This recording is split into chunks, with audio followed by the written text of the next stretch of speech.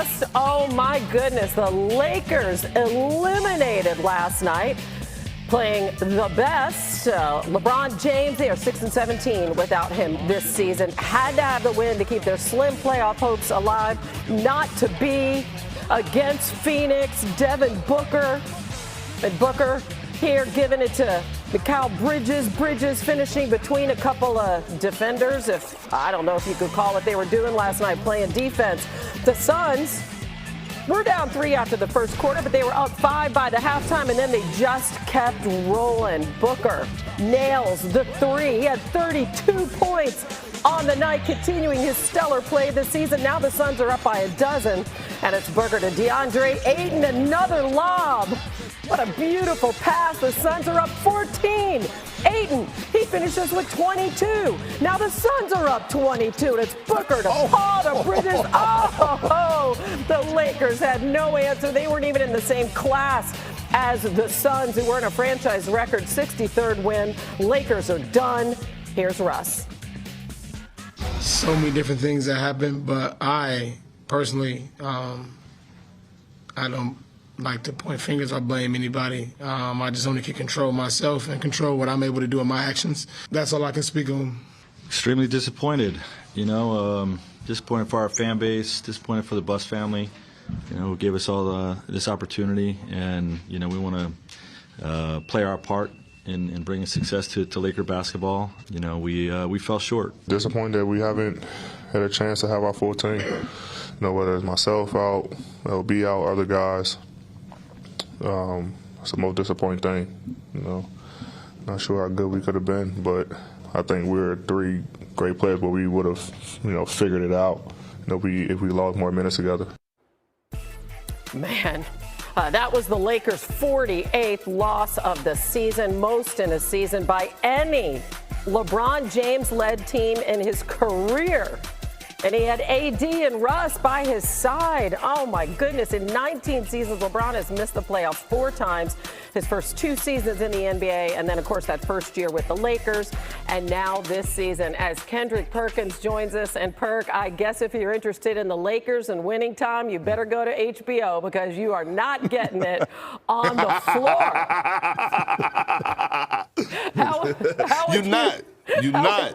How would you describe this season, man?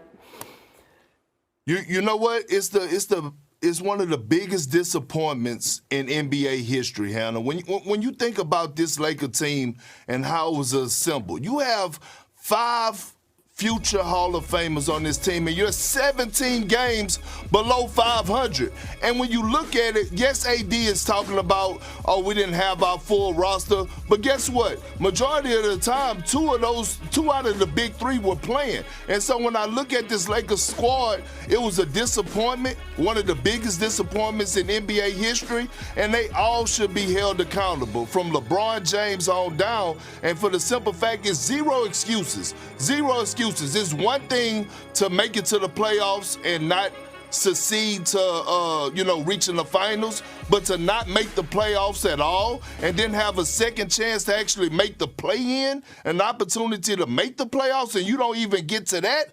This is horrible, and it's bad for the Lakers, and I don't know where they go from here. Yeah, what's the first change? What's the first change you would make, Perk? Well, listen, I hate to say it, but they're going to have to get rid of Frank Vogel, right? They got to find someone to point the finger at, and it's going to be him. Because I honestly believe that they're going to bring back the big 3. They're going to bring back Russell Westbrook, Anthony Davis, and LeBron James next season and give it another run. So they have to point the finger at somebody, and that person is going to be Frank Vogel, unfortunately. And this is a guy that they won a championship with. Yeah, it didn't seem to be playing for him, though, down the stretch this season. Just the effort wasn't there. And the 3 guys you mentioned, they combined for over $129 million of the payroll next season, which already puts the Lakers $27 million over the cap. God bless America. All right, we'll be right back. I know it is, isn't it? We'll be right back with you. By the way, Nets taking on the Rockets, and Kyrie Irving just went off. Nets trying to avoid their 3rd straight loss, first quarter. Kyrie, Jae'Sean Tate, and watch him just going to pull up from distance. You going to give me space? Take all 3 of those. Nets led by 7. Let's go to the second quarter. Irving draws the rookie. Alperen's Şengün on the switch, blows right past him. Oh, look at the handle. Oh, Nets go up 14. Next possession, it's Kevin Porter Jr. He gonna get some of this work. Kyrie have some of that. He had 22 in the first half. Nets led by 17. We go to the fourth quarter now. They led by as many as 21, and then the lead went down to 6. Kyrie, though, pulls up. He had 17, though, in the fourth quarter. And then here, he's going to pull up again from distance. He was 8 of 16 from 3. Nets up 11. Still in the fourth. Nets finally trying to put this thing away. And Kyrie just going right through the defense. Oh, my gosh. Take another look at this. Oh, look at the move on Şengün. Nets win this 118-105. Kyrie ended with 42 on the night. So the Nets currently sitting at 8th spot, which means they would only have one game to advance to a playoff series. Brooklyn is much likely to play in the 7 versus 8 seed. BPI gives them a 37% chance of playing in that 9 versus 10 game. And overall, they've got a 64% chance to advance out of the play-in tournament and actually make the playoffs. Back with Big Perk, Kendrick Perkins. Okay, Perk, Steve Nash has already said no Ben Simmons for the rest of the regular season or the play-in tournament. So how do you view this current Nets team with just 3 regular season games remaining? You know what? We all realize that they have Kyrie Irving and Kevin Durant. When we talk about the 2 of the most skilled guys to ever touch the basketball and all the offense in the world that a team could need and want. But when you talk about the other side of the basketball, that's where you have concerns at. And when I look at this Brooklyn Nets team, to me, their ceiling is a first-round exit. When you look at how stacked the Eastern Conference is at those powerhouses at the top, Milwaukee Bucks, the Miami Heat, the Philadelphia 76ers, even the Boston Celtics, I don't know if this team constructed could beat any one of those teams in a 7-game series, even with KD and Kyrie. Because at the end of the day, B, is that you have to get stops. At some point during the playoffs, you have to rely on your defense. I know everybody keep talking about offense, the points, the scoring, all this, and that's right. But defense win you championships. Defense win you playoff series. And right now, looking at the Brooklyn Nets defense, I'm not going to overreact to what Kyrie Irving and the Brooklyn Nets did yesterday to the Houston Rockets. I won't do it. Yeah, you know what? You raise a really good point because Philly has Embiid. Milwaukee has Giannis. Both of those teams have the length. And your Celtics, best defensive team in the league. You're right about that. By the way, the Nets, they visit the Knicks tonight at 7:30 right here on ESPN. Perk, hang tight.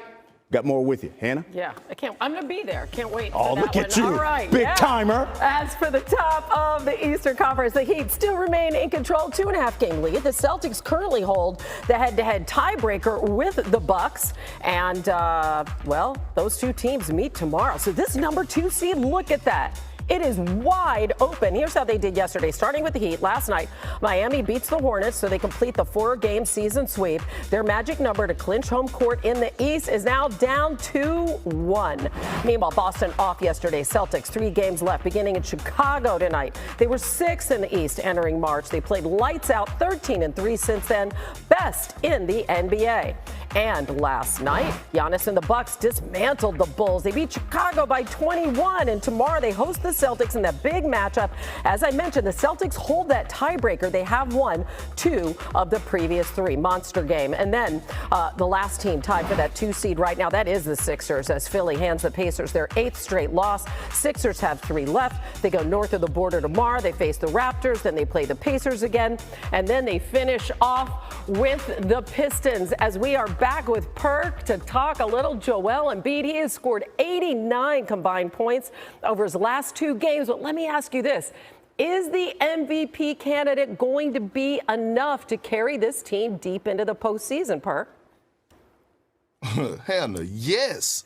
And candidate, look, I have a vote this season, and Joel Embiid is getting my vote for MVP. When we talk about a guy right, that is so skilled offensively at the center position, it's no way to stop him. And he's not slowing down anytime soon. This man is on a mission right now. You have one or two options. You're either going to take this work from him or you're going to foul him and put him at the free throw line. And I know James Harden has been getting a lot of criticism of late. Hell, I've been very critical of James Harden. But the fact is that adding James Harden, the one thing that he has brought to the table is that he has got Joel Embiid open looks. And when I say open looks, he doesn't have to work as hard. So now when he's pick and rolling to the basket, he's finding himself wide open under the basket because of the pressure that James Harden put on the defense. Now when he picks and pops, those elbow shots that were contested, now they're wide open. So when I look at Joel Embiid, he's in great shape. He's locked in.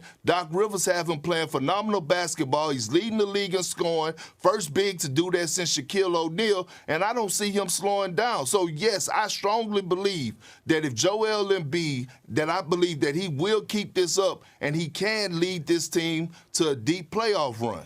All right, listen, this is the 5th straight postseason appearance for the Sixers, but they haven't advanced past the conference semifinals in 4 years. Big Perk, we love talking hoops with you. We'll see you back in a bit. Thanks. Thank you. All right.